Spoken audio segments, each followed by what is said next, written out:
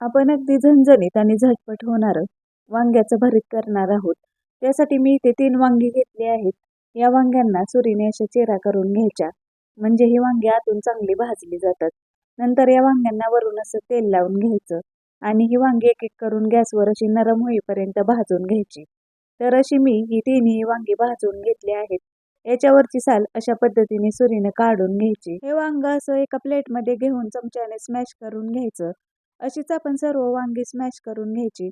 आता खलबत्त्यामध्ये लसूण पाकळ्या टाकायच्या आणि त्या ठेचून घ्यायच्या. गॅसवर तडका पॅनमध्ये तेल टाकायचं आणि त्यामध्ये हा ठेचलेला लसूण टाकून चांगला खरपूस असा भाजून घ्यायचा. आता पॅनमध्ये थोडंसं तेल टाकायचं. त्यामध्ये जिरं आणि मोहरी टाकायची. एक उभा चिरलेला कांदा टाकून चांगला भाजून घ्यायचा. कांदा चांगला भाजला की यामध्ये हा भाजून घेतलेला लसूण टाकायचा. नंतर 3 ते 4 कढीपत्त्याची पानं टाकायची. हळद, घरगुती मसाला, बेडगी मिरची पावडर टाकायची. थोडीशी चिरलेली कोथिंबीर टाकायची आणि हे स्मॅश करून घेतलेलं वांगं यामध्ये टाकून चांगलं मिक्स करून घ्यायचं.